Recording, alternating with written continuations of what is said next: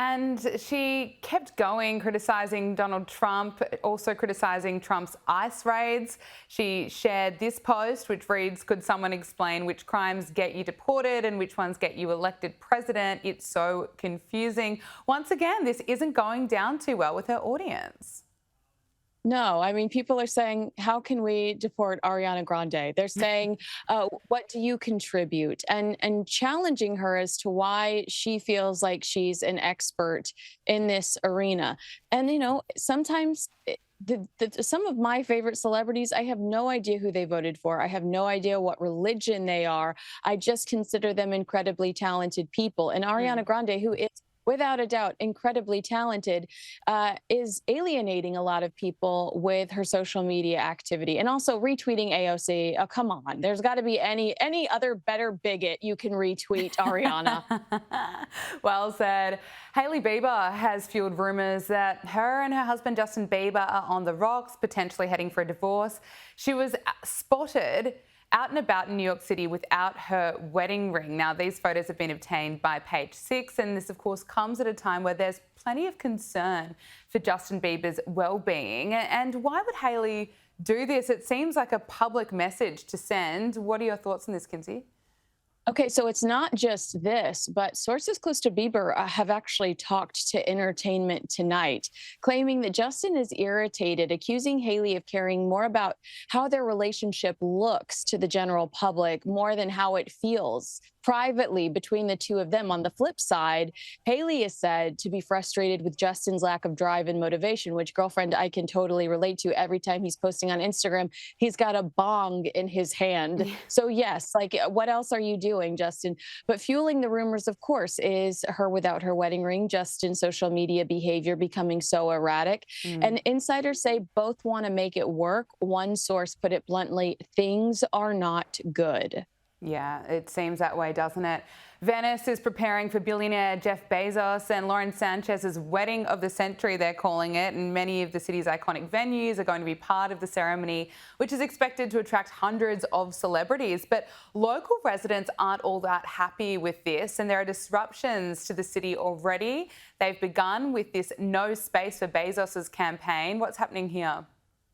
Oh my God. Well, I mean, the second I saw the foam party pictures on the yacht today, I completely understood all of the protests. Lauren Sanchez, put your dirty pillows away, okay?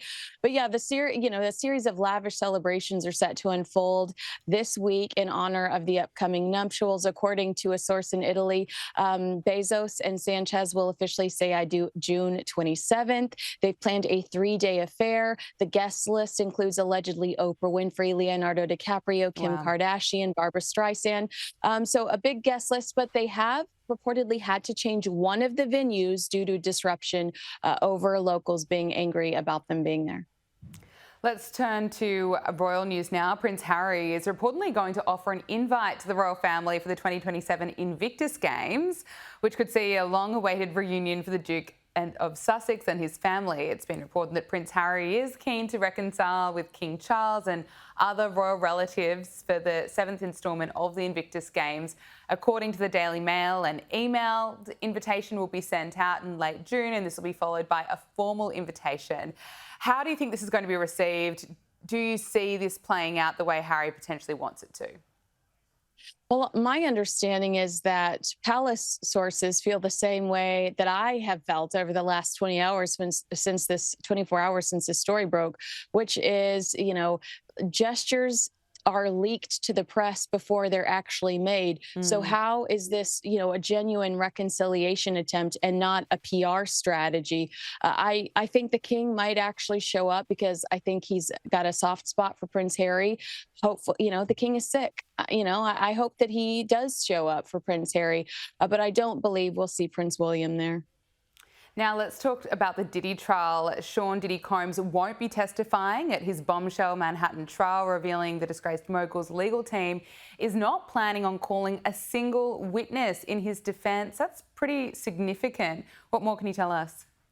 Well, this could just be a legal strategy. He could, if he's found guilty, he could then go to the judge, appeal, and say, can you believe they called no one in my defense? I think that my team wasn't strong enough. I don't think that they adequately represented me. And he could get him, the judge could legitimately appeal the verdict based on Diddy saying that he didn't feel like they fought hard enough for him. So I'm wondering if this is just some sort of sneaky strategy, or if they want the jury to sit back and go, wow, he really doesn't buy into I mean, he was dancing while they were playing some of the freak off videos to the music in the videos. Maybe that they're just trying to play we're not buying any of this card, but realistically, he could appeal this saying he didn't feel like he had adequate representation.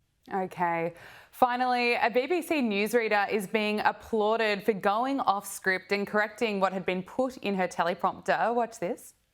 London's School of Hygiene and Tropical Medicine has released research which says that nearly 600 heat-related deaths are expected in the UK. Malcolm Mystery, who is involved in the research, says that the aged, pregnant people, women, and those with pre-existing health conditions need to take precautions. Brilliant. Kinsey, what do you make of this?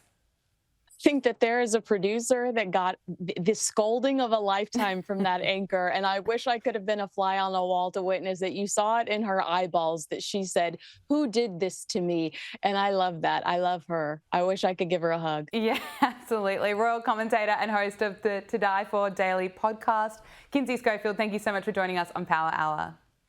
Thank you.